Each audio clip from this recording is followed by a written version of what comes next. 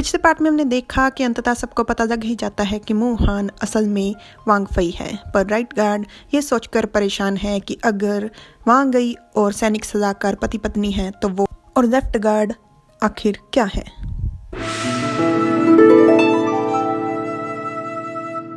Hello everyone, मैं तुम्हारा हूँ पार्ट 85।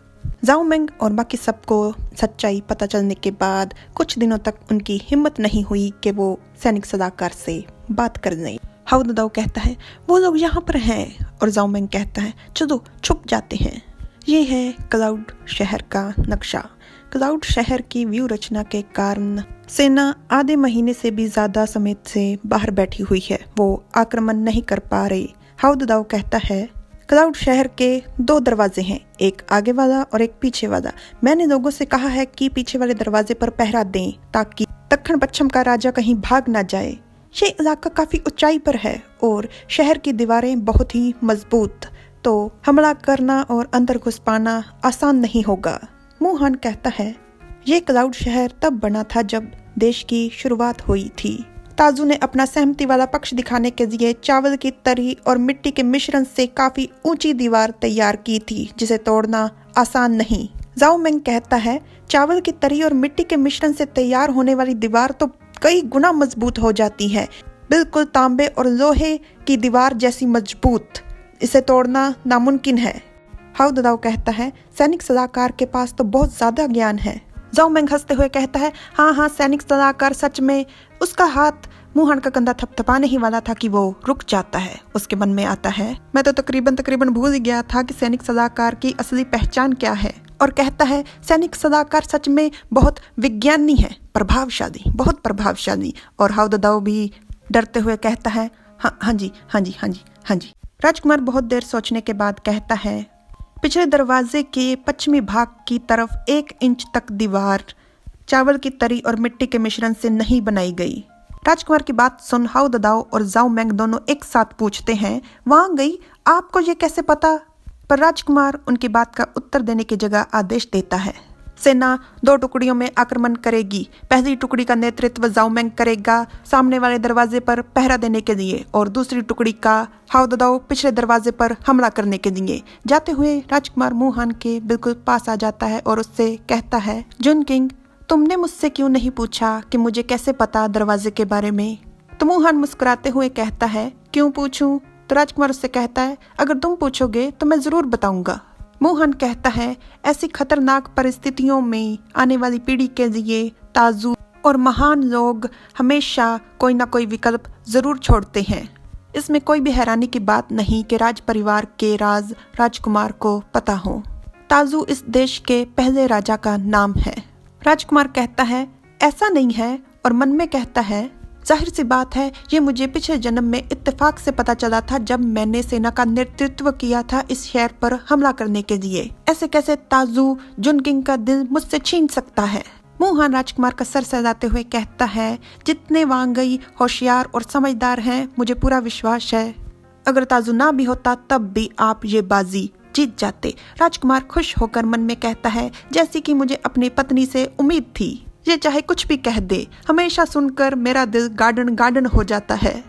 जिंग शाओ ने पिछले दरवाजे का फायदा उठा शहर पर हमला कर दिया था और सेना को आदेश दिया कि वो सारे शहर पर कब्जा कर दे।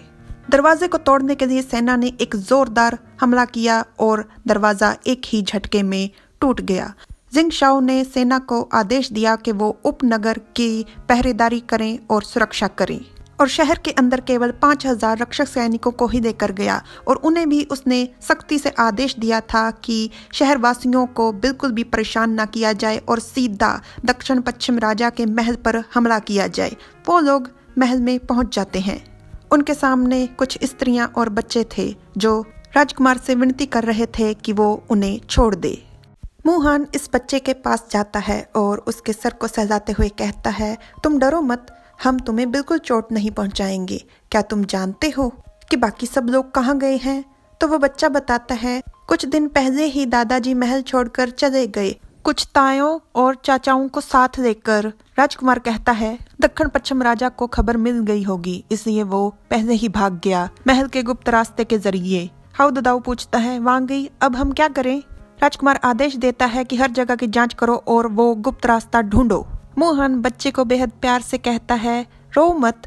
मोहन बहुत खुश था बच्चे के साथ और उसे खुश देख राजकुमार बहुत खुश था। सभी महिलाओं और बच्चों को राजधानी भेजने का इंतजाम करो और सभी उपपत्नियों को उनके ओहदे से मुक्त कर दो। बाकी की सेना जो बाहर है वो बाहर ही आराम करेगी और जो सेना अंदर है उसे कहो महल को तैयार करें और मेरा इंतजार करें। राजकुमार मोहन की तरफ हाथ बढ़ाता है।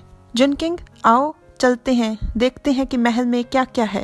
राजकुमार और मोहन दक्षिण पश्चिम के राजा के दफ्तर में पहुंचते हैं। मोहन हालात देखते हुए कहता है, लगता है कि सभी कीमती चीजों को वो ले गए हैं। राजकुमार हंसते हुए कहता है, तुम्हें गलत लगता है, सबसे ज्यादा कीमती चीजें अभी वो नहीं लेकर गए, मेरे साथ आओ। राजकुमार हालात देख हैरान हो जाता है और मन में कहता है, महल के नौकर सच में अपने साथ बहुत सारी चीजें ले गए हैं, यहाँ तक कि पर्दों को टांगने के लिए जो सोने की टंगड़ियां थी वो भी। राजकुमार को अपने पिछले जन्म का दृश्य याद आता है। राजकुमार के महल में लूटपाट हो रही है नौकरों द्वारा। एक नौकर कहता है, चंगवांग को कैद होने वाली है, इस समय सबसे ज्यादा जरूरी अपना बचाव है। राजकुमार मन में कहता है कि दक्षिण पश्चिम का राजा जिन हालातों से गुजर रहा है वो मेरे पिछले जन्म से काफी मिलते हैं, बस वो मेरे जितना खुशकिस्मत नहीं। कुछ फर्क नहीं पड़ता कि कौन सा जन्म है, जुनकिंग हमेशा मेरे साथ है। राजकुमार एक पर्दे को खींचते हुए कहता है, जब बड़ा पेड़ गिरता है तो बंदर अपने बचाव के लिए इधर उधर बिखर ही जाते हैं। जुनकिंग थोड़ा पीछे हट जाओ, इस दीवार को मैं लात मार गिराने वाला हूँ। राजकुमार एक ही झटके में दीवार को गिरा देता है और इस बार फिर से उसकी उम्मीद से सब कुछ अलग था। मोहन कहता है, क्या यहाँ पर एक गुप्त कमरा है?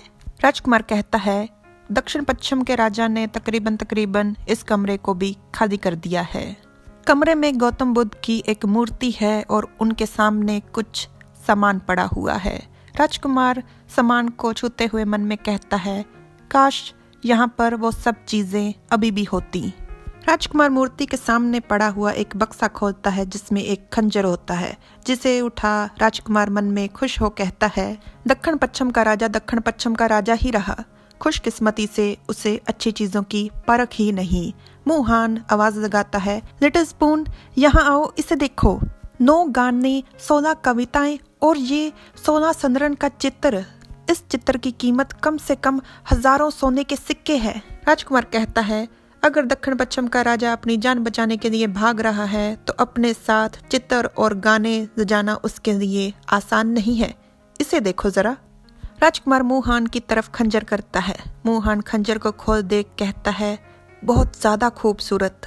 राजकुमार कहता है, आओ और इस पर फूंक मारो। मोहन हंसते हुए कहता है, फूंक मारने से बाल के 2 टुकड़े हो जाए, इतना धारदार हथियार, ये सिर्फ अफवाह है। क्या आपको सच में लगता है कि इस दुनिया में ऐसा कोई हथियार मौजूद है? राजकुमार मोहन को कमर से पकड़ अपने पास ला कहता है, ठीक है तो फिर शर्त लगाते हैं, अगर ये खंजर वैसा हथियार हुआ तो मुझे इनाम में क्या दोगे?